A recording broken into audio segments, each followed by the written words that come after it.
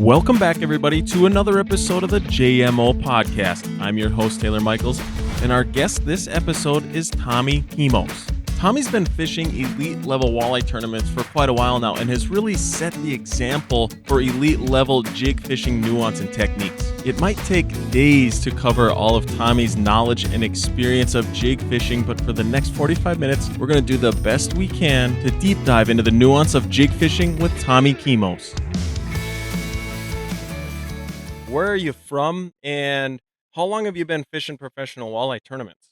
You know, I grew up in southeastern Wisconsin here. When I was about in fourth grade, I was fortunate enough, my parents moved on to Pewaukee Lake, and that pretty much is what sealed the deal for me as far as my passion for the sport. And at as young of an age, about 13, 14 years old, I've been fishing Tuesday night bass tournaments, and I've pretty much my goal from that point on was to someday fish professionally, and I'm still living it, so I'm pretty lucky. But it's fun looking back on it, and it's also fun to see where I've been and where I'm heading, and I love talking about it. That's for sure.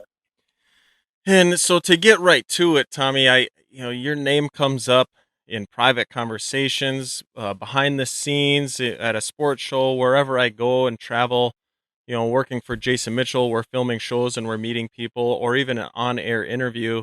When people talk about the benchmark of walleye tournament fishing, and there's no secret that more money has been won in walleye tournaments catching fish with a jig presentation.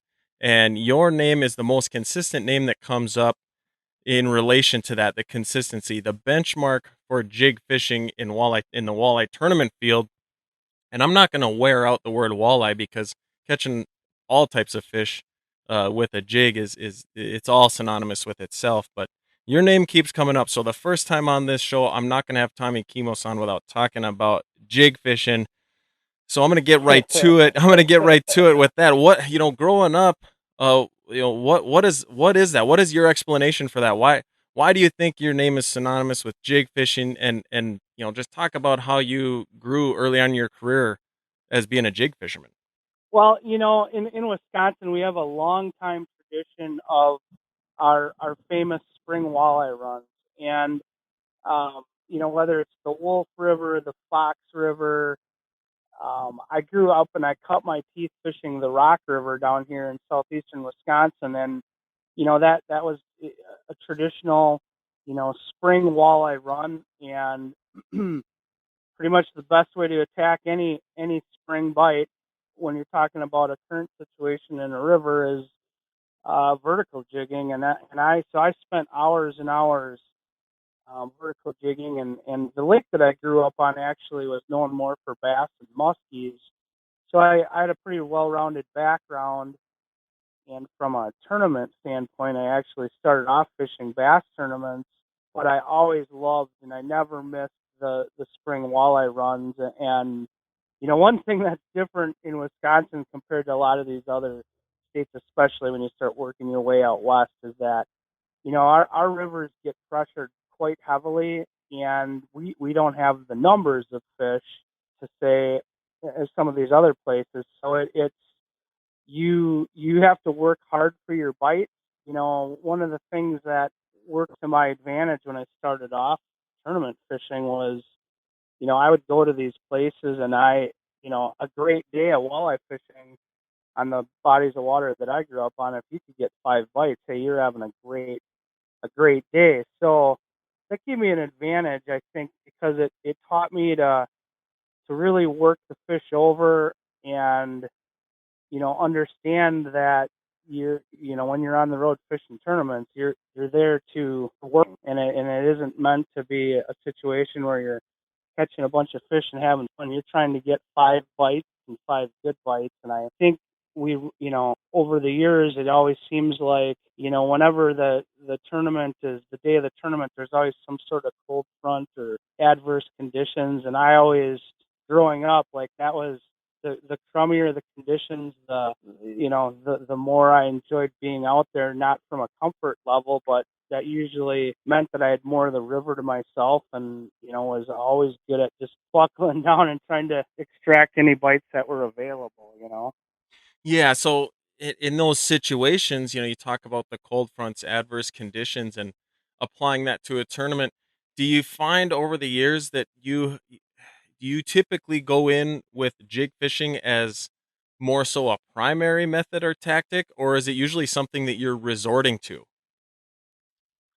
Yeah, that's a great question because, one of the hurdles that I had to get over when I first started to compete on the walleye side actually was, you know, having the ability to put the jig rods down and get the trolling rods out and cover water. And what I ran into was I had so much confidence in the jig and any sort of tactic with a spinning rod that that's what I was doing, and I was consuming my practice periods with the jig rod in my hand. And the problem with that, especially when I first started and was going to a lot of these bodies of water that I'd never fished before, I just wasn't covering enough water, and I was not being efficient. And that is the Achilles heel of jig fishing, is that to do it properly, you just don't cover enough water. But once I kind of learned how to, you know, what part of my arsenal jigging needed to be in, my success went way up. And whether you're talking about a reservoir, an inland lake, or a Great Lake, there's always a core of fish. And especially when we go out west. And until you find that core of fish, you can fish the greatest looking stuff around, but if the core of fish isn't there, it's not going to do you any good. And a lot of times, coupling our electronics with trolling, you can cover so much more water and then locate the fish. And then once you locate them, then you can start looking for those targets and those, spot on the spots where you can really slice and dice the fish with a jig stick in your hand. I like that, you brought that up. That was my next question when you were talking about contrasting inland lakes and Great Lakes and reservoirs. Maybe let's categorize that, because jig fishing in general is such a big thing. It has it's its own category, but it has all the subcategories. Maybe let's look at I'll kind of have you identify some of those subcategories and correlate to, what does your arsenal your jigging arsenal look like when you are heading out west to hit a reservoir like, say, Lake Oahe or Sakakawea in the Dakotas, versus maybe staying closer to home and fishing a Great Lake? The interesting thing when we go out west and fish the reservoirs is that there's such a wide variety of depth ranges that those fish can be at. I've caught fish on Oahe anywhere from 8 inches of water to 80 feet of water on a jig. There's certain jigging techniques that you're not going to fish. For me, I don't fish water in a lake or a reservoir. I wouldn't vertical jig in less than 10 foot of water. But once you start getting out into those deeper depths, say 20, 30, 40 on down, then it's a lot more efficient to vertical jig because you've got your jigs in the depth zone, the strike zone, and you can just work it around versus casting and waiting, for that jig to fall down. In the shallower water, the nice thing about jig fishing is you can cover a fair amount of water quickly, and typically the fish just aren't going to put up with you driving over them.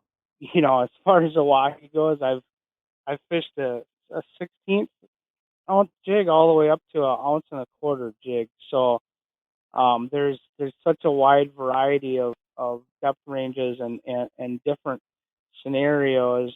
What's nice about out west is that it lends itself to more power fishing techniques where with various plastics and it isn't so much of a finesse situation with live bait. It can be early in the spring when the water's cool, but typically those fish are pretty aggressive in the reservoirs, and a lot of times more of that power jigging can be the deal. As far as the Great Lakes go, you typically don't see the fish in quite as shallow water. One thing that happens on the reservoirs out west is, because the wind always blows out there, Yeah. it stays mixed, and you literally could have fish on the bank, early in the morning, and then they're back down in 50, 60 foot of water during the day. So they move up and down a lot, whereas the Great Lakes, typically those fish are kind of working a certain depth range, and a lot of times we're dealing with a lot clearer water also. So that kind of changes a little bit of the strategy in the Great Lakes. But what the Great Lakes have in common with west is the fact that a lot of times those fish can be tricked with more power fishing presentations using various plastic baits. Like a cast. I use a Stray King caffeine shad a lot, which is similar to like a fluke or that style bait. Something that you can fish really fast and cover a lot of water with. Let's go even deeper into that. I really want to pick your brain, your rod and reel combo, your line selection, your jig size, or the different types of jigs or jigging baits that you might use. Maybe do a little bit of a deep dive on that could help us out. To start with, if I only had one choice of a jigging rod to use, it would be a 610 medium extra fast. That rod, we just came out with a 610 medium extra fast in the loose speed stick. It's a great all round rod for more of your power presentations. It's a rod that I can fish with anything from a 1/8 ounce jig all the way up to a 1 ounce jig. I fish it a lot with various glide baits. A lot of people know I love fishing the Shiver Minnow, and which is another slice of jig fishing that I can't start talking about just yet, or I won't cover your question. But that's 610 medium extra fast, and the thing is that the extra fast part is so important because with our jigging stroke, a lot of times the way that you're working that bait and one of the most important things with artificials is getting a good cadence down. And part of that cadence, you don't stop. You don't stop your cadence to figure out where the jig is at. So you just need to keep working that jig back. And a lot of times what happens is you'll get a bite when you're halfway through your jigging stroke or just starting your jigging stroke, and you want a rod with a very fast tip.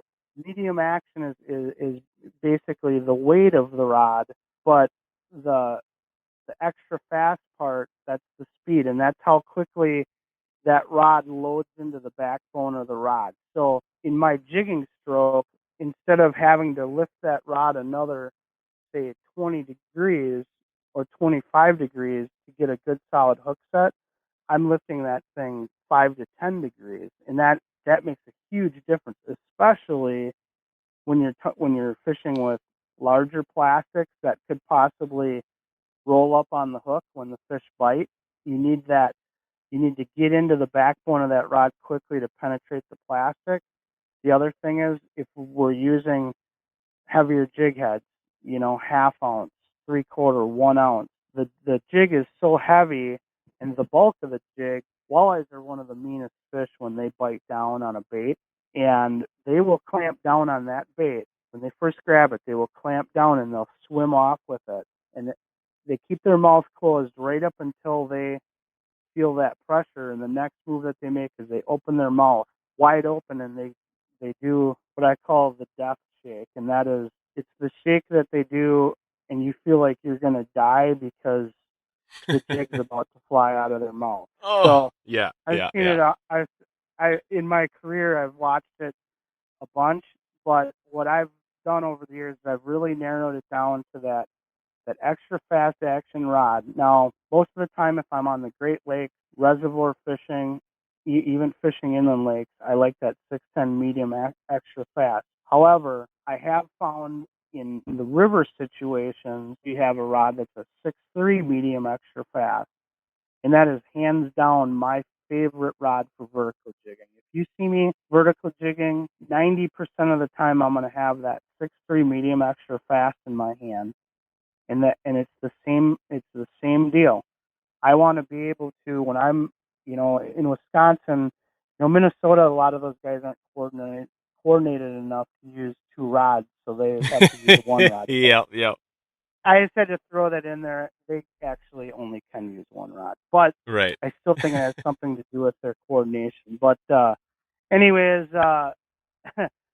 so typically we're using two rods when we're vertical jigging, and what I've found is that once again that extra fast tip, if you've got the right form, and when you're working a cadence with those jigs, that extra fast tip allows you to drive the hook home and basically have, when you set the hook, ideally you want to set the hook and have that reel about touching your chin. And all you do then is just reach over. There isn't any fumbling around with the reel handle, and reel down on the fish. If you go with the slower action rod, what happens is that reel ends up behind your head. Now you're reaching back for that reel, and you're out of position. And a lot of times you'll reel it all the way down to where you've got good pressure on the fish, and that fish will then do that, that death shake, and that's when the fish will. A lot of jig fish come off right as guys reel down on them after the hook set. Once again, that extra fast tip to me is absolutely crucial. Is line selection a big deal to you?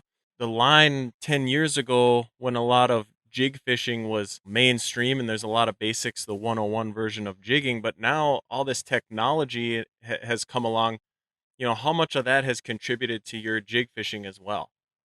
Well, the line definitely has changed a lot, and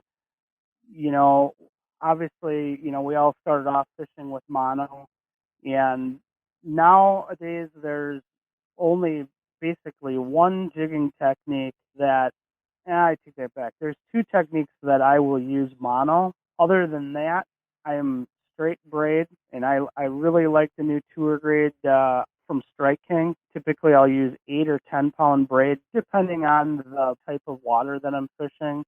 One thing I will tell you, if you're primarily like vertical jigging in a river scenario, I actually recommend you going with the lighter line. The reason being is that if it's just a lot easier on your gear, because part of jig fishing is you're going to go through some tackle, especially in current. So I like to use that lighter line. It breaks easier without putting a tremendous amount of strain on your reel and your guides of the rod. One thing I do recommend is to use a leader in clear water situations. Typically river jigging, I'm going to go straight braid. But lake situations, I think it helps to use a fluorocarbon leader.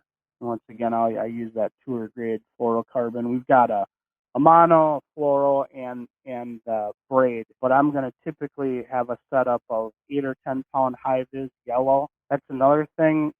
There is no reason not to utilize the sense of sight when you're jig fishing, and the more that you can watch your line, the better off you're going to be. So I always use high vis. And if I'm in a situation where I'm, say, in clear water like we have, on Green Bay here or any of the Great Lakes, what I'll do is I keep a Sharpie in the boat, and in the morning before I go out, I'll take that Sharpie and I'll run it up the first 10 foot of braid to give it some camouflage.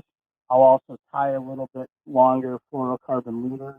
And what I like, the knot that I've found to be the easiest for me and most reliable is just simply an Albright knot to connect my fluorocarbon to braid. And there's a million different knots out there, and you can have a debate. Everybody has their favorite one. I'm not getting any younger, and my eyesight isn't getting any better. And when you couple that with the fact that it's always blowing about 25 or 30 miles an hour when we're on the water in 3-foot waves, it's just a knot that, to me, there's a lot less ways that I can mess it up, and it's just way more reliable. But so that's one thing I recommend is get comfortable with a knot that you can connect your fluorocarbon to your braid. You can use a mono leader also, but fluorocarbon has awesome abrasion resistance. Sometimes, just having that fluorocarbon for the abrasion resistance more so than the camouflage part of it is a big deal. On the Great Lakes, we've got zebra mussels that we're dealing with. Some of those, like Sakakawea, has a few areas where it has kind of crazy sharp shale, and in that situation, you could no problem fish straight braid. I've found that using that leader helps out a lot. And the other thing about the fluorocarbon leader is typically I don't ever use anything lighter than 10 pound when I'm jigging. I'll go up as heavy as 15. And sometimes that heavier fluorocarbon gives you a little bit of an advantage because it is a little bit stiffer. So you can get your jigs to glide a little bit more. That's a tip that I probably shouldn't share with people, but I think it's something to be aware of.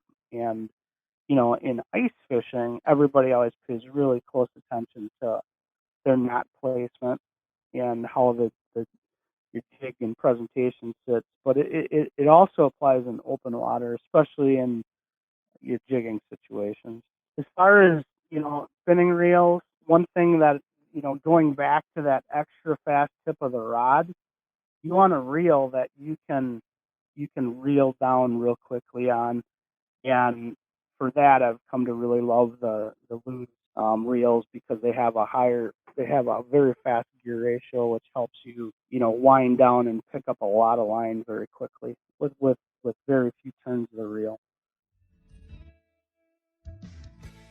The JMO Podcast is sponsored by Long Haul Trucking. Long Haul's always looking for more skilled professional CDL drivers to join their team. They're a people-first company, and it shows. Their employee-owned, asset-based fleet of over 350 Conestogas is among industry leaders in pay and benefits geared towards long-term success and growth for company drivers and owner-operators. If you're a professional driver or a company that wants to ship product with the best in the business, get a hold of Long Haul at 1-800-255-5153 or find them online at longhaultrucking.com. Long Haul, running on the power of promises kept. I mean, what are some of the big ticket items that you're considering when you're choosing your bait configuration? Your jig style, your jig size, if it's live bait, depending upon the bite, the live bait versus artificial, are you trying to match the hatch all the time? I mean, what are some of those big ticket items that you're considering when you're deciding your bait configuration?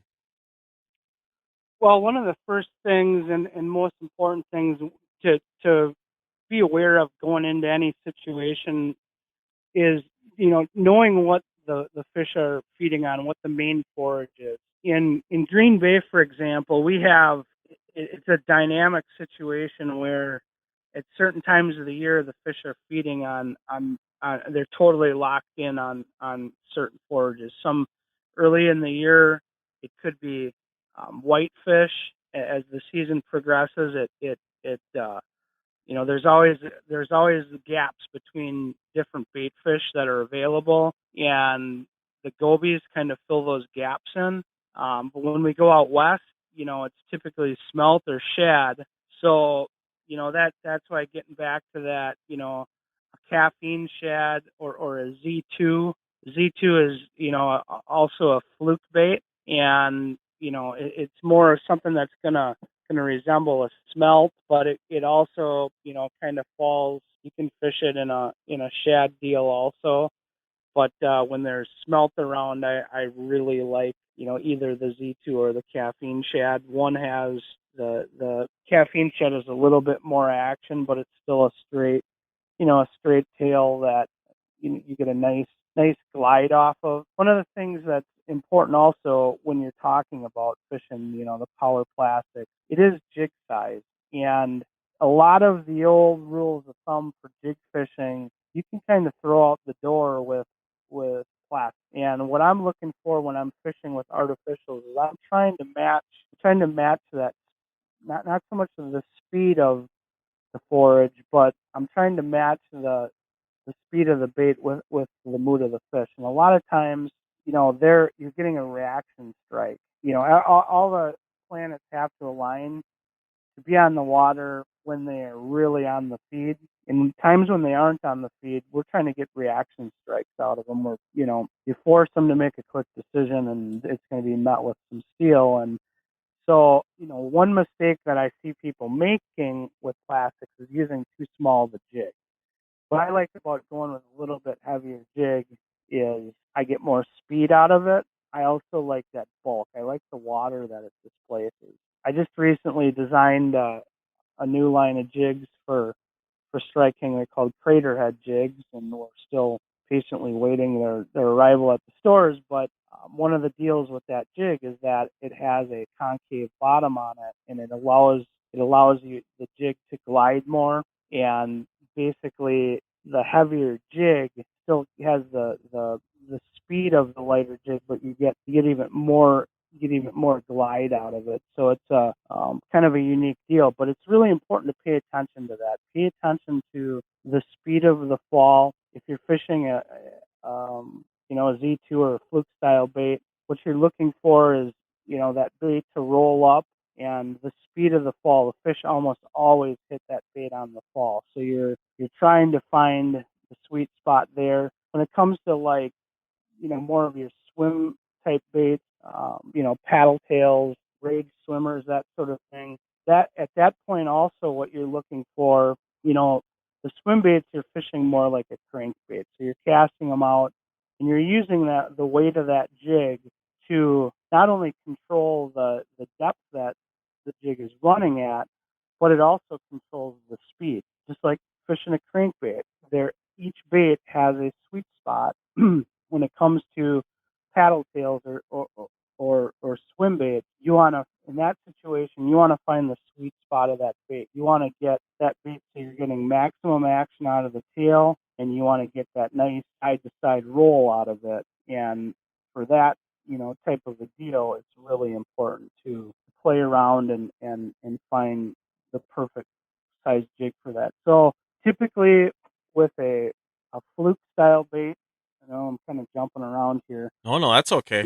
I will fish that with anything from an 1/8 ounce, which when I think about that setup, I think about real early in the year. Think about Lake Francis, Case, Pier, bunch of those different places where they'll get up real shallow early. I'll fish that fluke style bait with an 1/8 ounce. As the season progresses, I mean, I've fished them at the base of where they pull the water out of a wahi there, 75, 80 foot of water, vertical jigging with 3/4 and 1 ounce jigs. And you can't snap those baits hard enough. And you'd better be hanging on when they bite because they aren't fooling around. But, so you kind of have to match that. But one thing that's important when you're casting, like a Z2 is that you want to make sure that bait, when you pop it, that it's rolling up. So you want to pop it and leave a little bit of slack line so that bait, it kind of swims back and forth on the drop. If you follow it back, you aren't going to get the action out of it. And that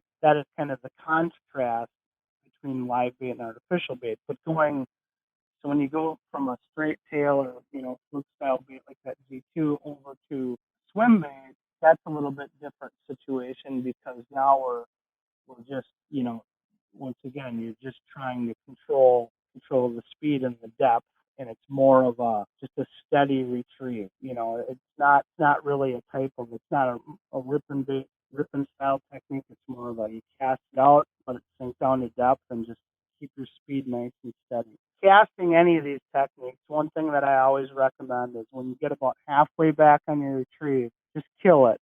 Let it sink to bottom, and I'll count it down to try and gauge how far off the bottom I am. With any type of walleye technique, it's always, you're going to get a bite here and there, but if you really pay attention to where your bait is at and have total control of that, you're going to, instead of getting 1 or 2 bites, you're going to get 6 or 7 or 10 bites because you're able to duplicate that. And that is, especially as the season progresses and these fish start to, kind of suspend and move up and down in the water column, which, you even like in a reservoir situation, throughout the day you'll have current, and then when that current slacks up, the fish will come up off the bottom. And the same thing occurs on the Great Lakes too. When the current slacks up, the fish come up. The stronger the current is, the more they'll act like river fish. So transitioning from artificial bait when we're talking about jigs over to live bait, it's much different.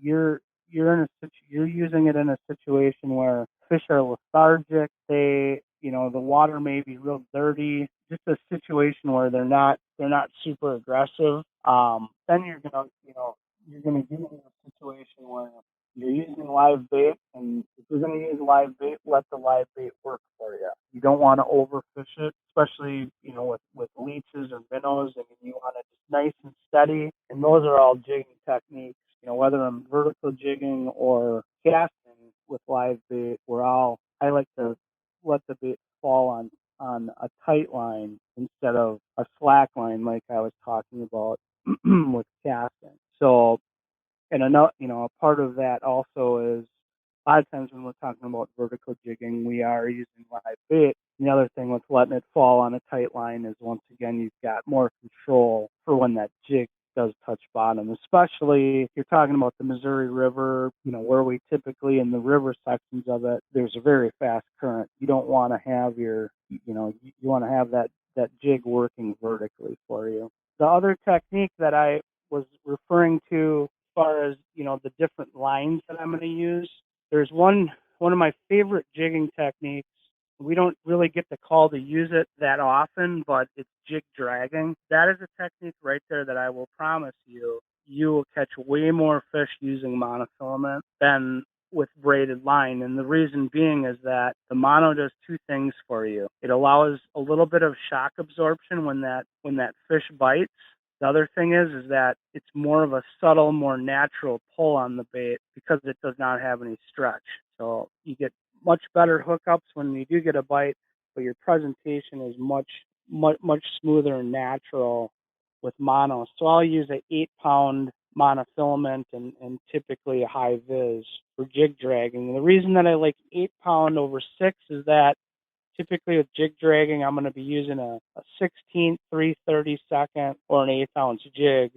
Those typically have a light wire on them. So because you are dragging, obviously you're going to get snagged a fair amount. And with that lighter wire hook, a lot of times you can extend the life of it by being able to straighten it out a few times. But typically dragging is 100% a live bait deal, where it's either going to be a small piece of crawler or a leech or sometimes a minnow. But essentially what that dragging technique is you're just letting the boat drift down current naturally, matching the current speed, and cast your jigs upstream and close the bail and hang on. And that mono is super, super important for that. Occasionally with natural lakes, I'll go with mono also if I'm pitching. If there's a call for, from fishing weed, real shallow, clear stuff, I'll drop down to typically 6 or 8 pound mono for that also. And once again, it's just to have a little bit more shock absorption, because you're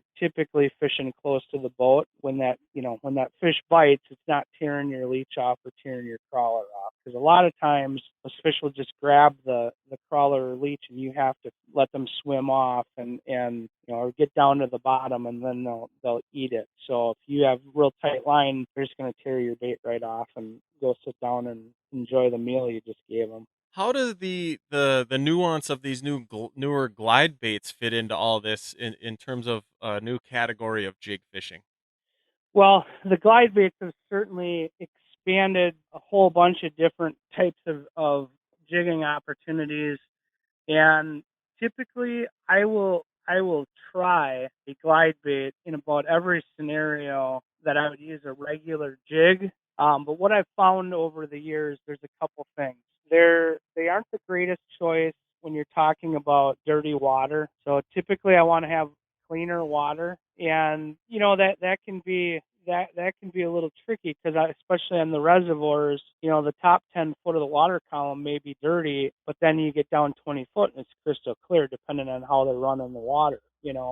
Great Lakes, typically, we have real clear water, and that's where I've found the glide baits to be most effective, is anywhere that you're dealing with clear water, because it's a fast bait, and it causes those fish that normally can see the bait and get too good of a look at them. It causes them to have to take a sampling of them, and when they take a sample, they usually have a treble hook in their face, But the other thing that I've found is early in the year, when the water is real cold, there's a limited application for them. But as that water warms up, the glide baits definitely come into play. But like on the Minnesota lakes or some of the inland lakes here in Wisconsin, if we have a spot tail spawn, or spot tails are prevalent bait fish, there will be a little bit earlier bite than the norm that I would use them, where you can catch them casting with them.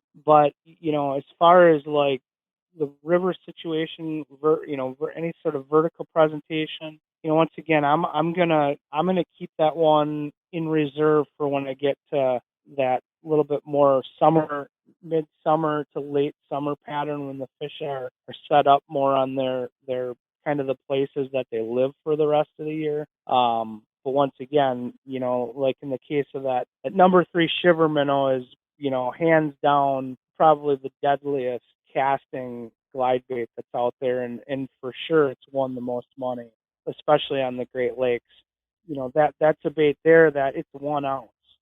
You can cast that thing a mile, and I can pull up on a reef or rock pile, and I can cover that whole thing in 10 casts, which is, it makes it a super efficient, way to cover water and get the hot fish, but it's also a bait that will get the ones that weren't even thinking about eating to take a swat at it. And I think the big deal with the glide baits is that depending on the colors and the way you're utilizing them, they cover such a wide variety of different bait fish. If you ever watch how a goby scoots along the bottom, that Shiver Minnow looks exactly like a goby. You go out west and you look at how the smelt move around.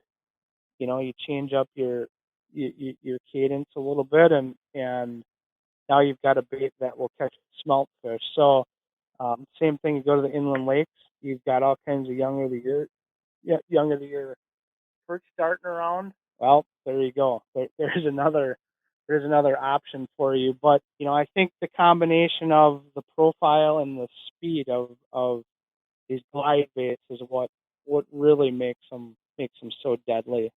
What are some of the easiest things that you think most average jig fishermen are either doing wrong, or maybe they're just maybe leaving something on the table that they could take their jigging to the next level?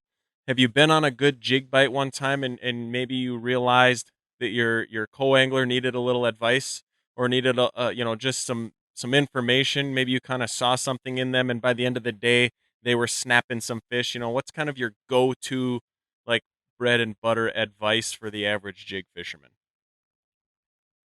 That's a great question, and I have a lot of different stories, and trying to dial in on one is difficult. But I what I have experienced over the years is in jig fishing is that it's so important to pay attention to what got you your last bite.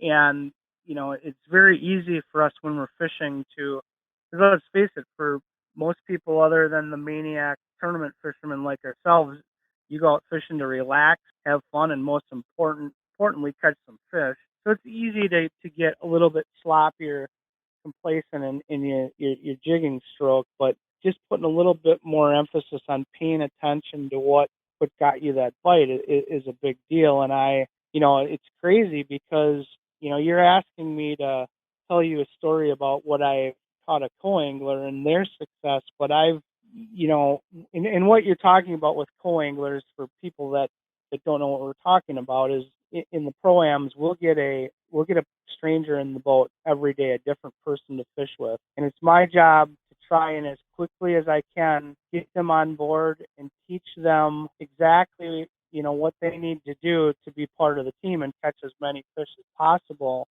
And so it's real important that, as the pro, I can get them dialed in to what I think puts their best foot forward to get bit.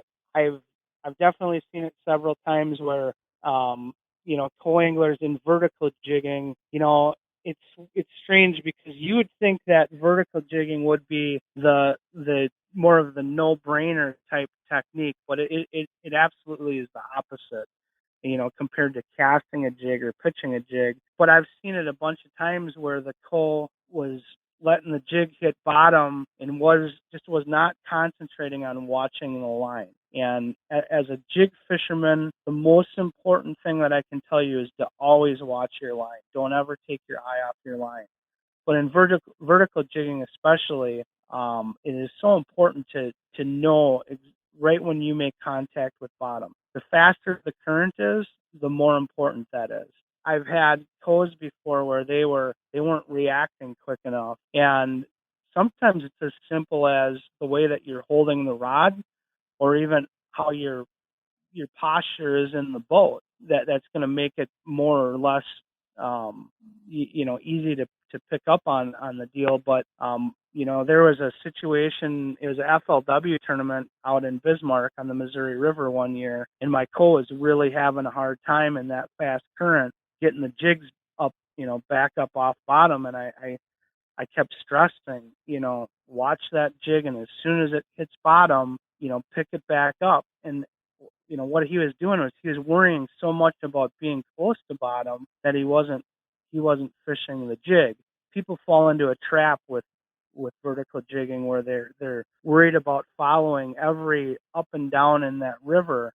And I can tell you that some of the best fish and best bites that I've gotten in vertical jigging, my jig has been 1 or 2 foot off the bottom. That's another situation where you have to pay really close attention to the current. Typically, the faster the current, the closer to bottom you want to be. As that current slows down, the fish will have more of a range vertically that they'll attack a bait. And so just getting, it took about 3/4 of the day, and I kept, coaching him. And with about an hour to go, he was starting to catch a few fish. He actually ended up catching a 5-pounder that day that was, a crucial fish. And he was bummed out in the morning because he just wasn't catching them. And I just stayed on it. But that's an example of me helping a co-angler. But, when you go out and you coach somebody on what to do, I also, while I'm fishing, I'm always, as the day progresses, I'm always changing what I'm doing. And sometimes you can get so far away from what was getting you those bites that sometimes the co-angler can be very helpful because they're just concentrating on doing it exactly the way you taught them to do. And all of a sudden, it only takes me having a co-angler get about 2 more bites than I am before I'm no dummy. And if their technique is getting the bites, then I'm going to switch up. And that is the moral of the story is you don't ever know everything, and you aren't always right. Just because you had a good day the day before, you need to keep your, pay attention to the changing surroundings and pay attention to every bite because they change throughout the day. They'll change and reposition, and their attitude will change. And it's just one of those things that, once again, instead of getting 2 bites, you're going to get 8. I think we're super good on time, Tommy. How about maybe just kind of share some of your social medias? Where can people find you and maybe some of your content? I'm on Facebook. You can find me at Tommy Kemos. I also have a fishing page. It's Tommy Kemos on Facebook, and reach out, message me. I try to do the best I can to get back to people in a timely manner. And, I love fishing, but more importantly, I love sharing in the passion of fishing. And I'm always game for, if there's something that I know that will help, anyone put more fish in the boat, I'm more than willing to share it. So, Tommy, I appreciate you. I think we got a good start on the jig fishing topic. And so we'll refer back to this here at some point in the future when it's time to have you on again. And then, we'll start where we left off and try to knock off another chapter in the jig fishing book. Okay, cool. Well, hey, man, I appreciate it. And I'm out. Anytime you guys need anything, give me a holler. Take care now. Yep, later. And thank you all so much for following along on another episode of the podcast. Make sure to head on over to our social medias at Facebook, Instagram at JMO Mitchell Outdoors, where you can recommend a guest or a topic for an upcoming show. Also, if you're tuning in on YouTube, Spotify, Stitcher, or Apple Podcasts, make sure to like, subscribe, and share with all your friends.